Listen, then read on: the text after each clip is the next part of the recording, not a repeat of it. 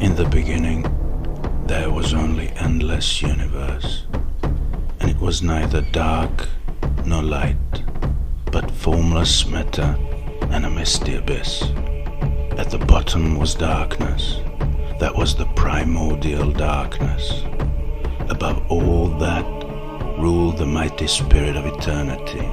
He is the forefather of everything. Many centuries have passed until, like a mighty lightning, his sign flashed. It divided light and darkness, mist and matter. Matter turned into earth, and out of the mist and clouds came water, creating big rivers which soaked the dark abyss. Lakes and seas came into existence.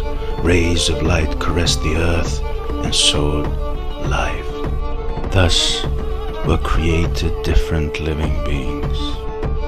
Everything outside remained under the reign of darkness, winter and frost. The first battle between the forces of light and the forces of darkness took place. Some say the name of the spirit of eternity is Rod, meaning kin and harvest, also known as Su, meaning judgment and fate. Rod created love, or goddess Lada. With the help of love, he broke the shell of golden primordial egg and created the universe, various star worlds, and also our world. From his mouth came the divine spirit, Mother Sva and Father Svarog. Another myth says that within a golden primordial egg resided the Father of gods of heaven and earth. Influenced by the life forces, the primordial egg cracked and created light under which everything is being born and everything happens.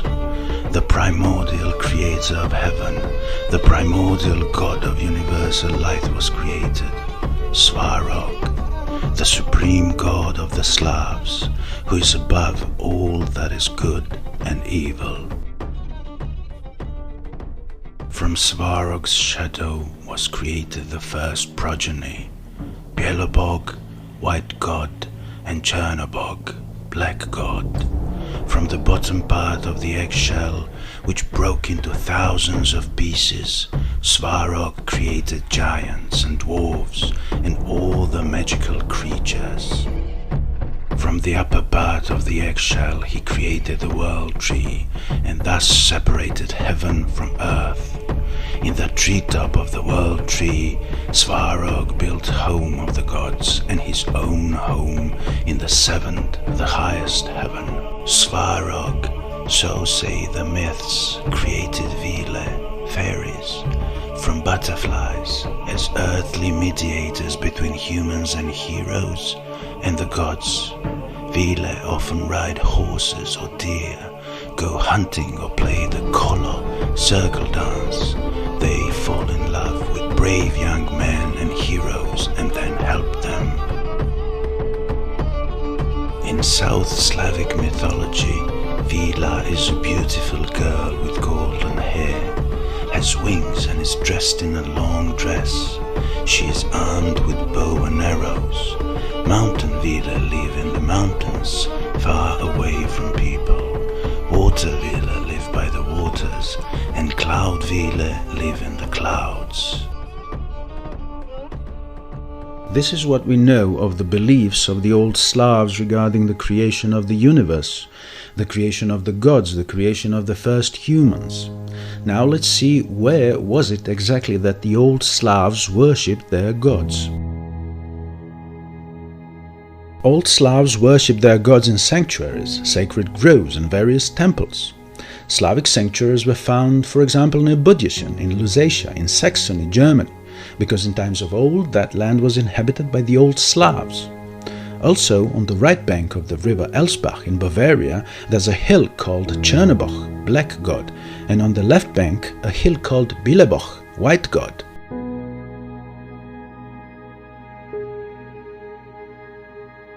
Now, on the right side of the screen you can see an interesting archaeological reconstruction of Perun sanctuary in a small pine grove of Perin near Novgorod, on the site where the Volkhov river flows from Lake Ilmen.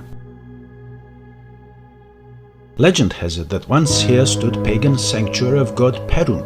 After the Novgorodians had been baptized, they destroyed the sanctuary, chopped down the wooden idol of god Perun and threw it into the Volkhov river. Archaeological excavations of 1951 only confirmed that the sanctuary had the form of an 8-petal flower laid out in stone. In the center was a huge idol of god Perun. There are descriptions of Slavic temples as well, found in historical sources. During the 11th century, Titma of Merseburg wrote this of the temple in the city of Rethra. In the land of the West Slavic nation of Redari, members of the Slavic Federation called Alutici. This is what he wrote. In the city, there is no more than one temple skillfully made of wood and supported on a foundation made from the horns of different types of animals.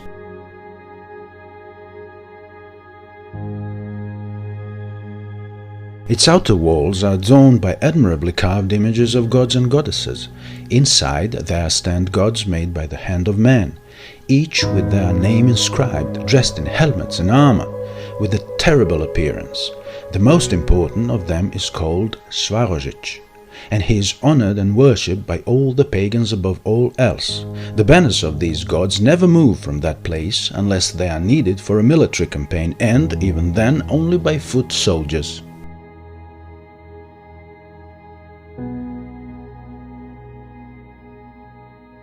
Then there is Saxo Grammaticus in his Gesta Danorum. He describes Slavic temple like this.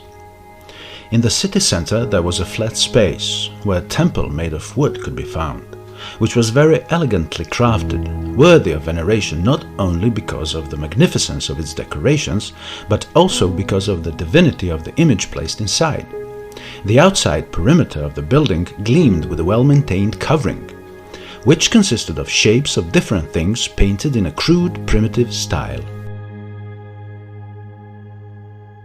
Only one entry door could be seen. However, the temple itself was closed off by 2 enclosures, of whose walls the outside set was covered by a red roof. The interior, on the other hand, which was supported over 4 pillars, shone with wall hangings instead of walls, and did not share any structure with the exterior except the roof and a few beams. In the temple, an enormous statue which exceeded any type of human body in size left one stunned, with its 4 heads and equal number of necks, of which 2 seemed to look at the chest and another 2 at the back, and of the 2 located on the front as well as the 2 on the back, one seemed to be gazing to the right and the other to the left. They had close-shaved beards and very short hair, such that one could think that the maker had imitated the Rani style of doing their hair.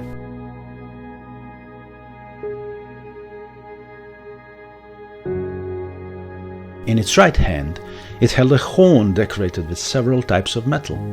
That the priest, who was an expert in their rites, would fill each year with pure wine, in order to make predictions about the coming year's harvest through the state of the liquor itself.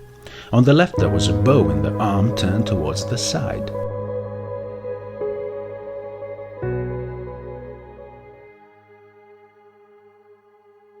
There was a sculpted tunic that fell to its feet, which made of different types of wood, connected to the knees with a junction that was so invisible that the point of union could only be discovered after a very careful examination.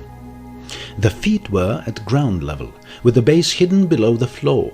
Not very far away were some bridles and a chair for the statue, and many emblems of the deity.